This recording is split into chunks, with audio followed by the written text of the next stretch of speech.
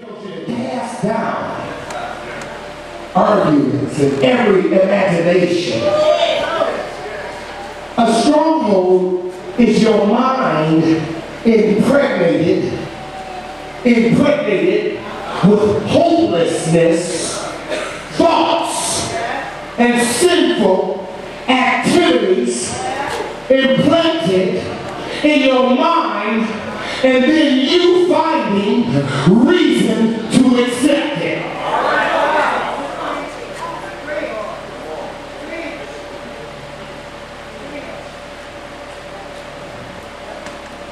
Strongholds come from the people you're around. Strongholds come from your worldly influence. That's what strongholds come from. I'm preaching now. I tell you what, when I start naming these off, y'all gonna be like, ooh, Pastor, you got cameras in my crib. 1 John 5:19 says, we know that we are of God, and that the whole world lies under the weight of the wicked one. That's what the Bible is telling us. Strongholds come from uncrucified thoughts in our mind. Strongholds come from unsanctified attitudes in our mind. It has ruled over our lives for a long time. It just didn't happen. Strongholds just don't happen. You wake up tomorrow, ooh, I got a stronghold. No! This took time to develop because it's your way of thinking. It was developed in your formative years. It was developed when your learning processes was open. When you was hanging with your boy at the club, you developed some strongholds. When you was hanging with the girl, you developed some strongholds. When you were doing some of the things that you were doing, you developed strongholds. You know how? When you go out and drink, when you drink, you just don't drink one time. How many used to drink? All you drank was once? Every day. Every day. All the time. Those of you that love Bud,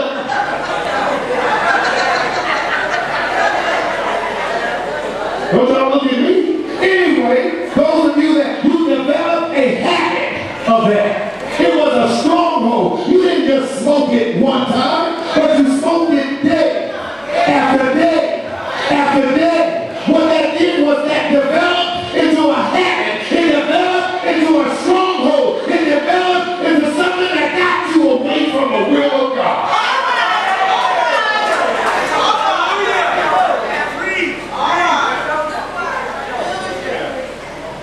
That's why the Bible says that in order to, when you come to God, and in order to deal with this, you have to have a renewed mind. Your old thought processes don't work anymore. That's why he said you gotta have a renewed mind. That's why the Bible says, I beseech you, brother, by the mercies of God, that you present yourself a living sacrifice, holy, acceptable unto God, which is your reasonable service. But be not conformed to this world, but be ye transformed by the renewing of your mind. I'm excited because it's making me happy. In order to break down and eliminate strongholds, you have to have a renewed mind. You have to have a renewed mind. You cannot think like you used to think and be like you used to be and then think that you're going to get the stronghold out of your life. One can say strongholds come from the love or lack of love that I didn't have when I was coming up. Strongholds come from your cultural environment. Places where you hang out, strongholds come. Strongholds come from peer pressure, peer values, friends, what they think, what they hyping you up with. That's where strongholds come. And then what it does is it gives you an identity, and then you look at life in that perspective of what you've been taught, what you know. I'm preaching now. Listen, that's what strongholds does. It gives you a perception that these things ain't always what you think it is. Just because you say it, there is more to the world than what Stacy knows. There's more to the world than what you know. And you know what? You may have been raised different from me. Therefore, I've developed some different types of strongholds in reference to you. But you know what? It don't make me right. And it don't make you right.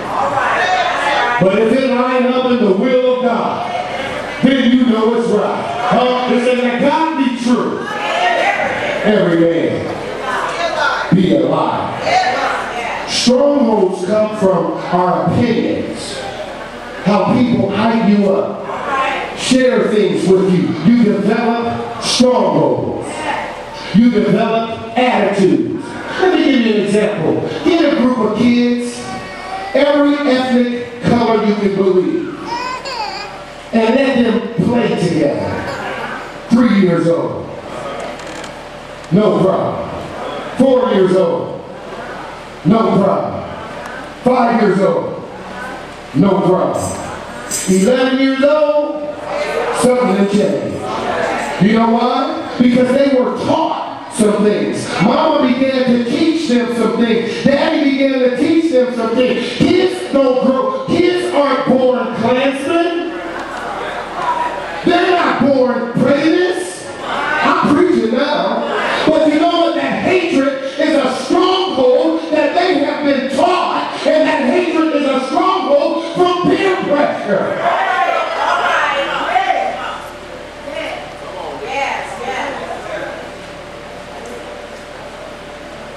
And then the sad part is that we protect and we defend our ideas as though it's law. Don't get me wrong, it just ain't the Klansmen, it's the black pride, black power, everything you want to need.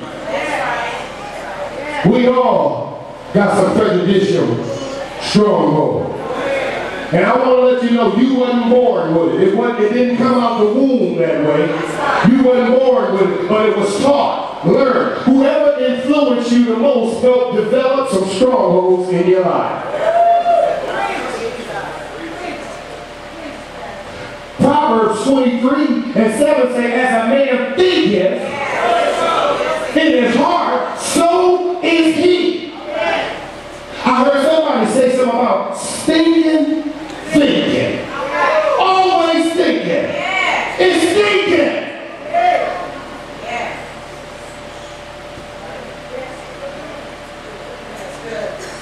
Who we are is an accumulation of all the things that we've been through.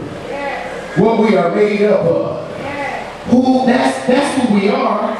That's who we are.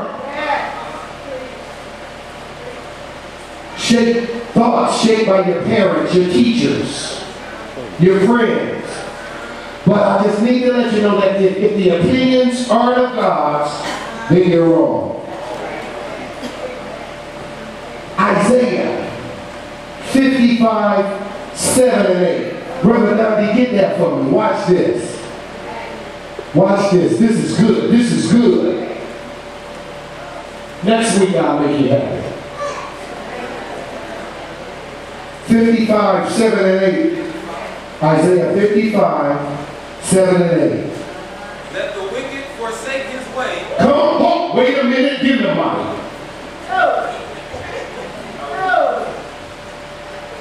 Say it again. Let the wicked forsake his way, and the unrighteous man his thoughts, and let him return unto the Lord.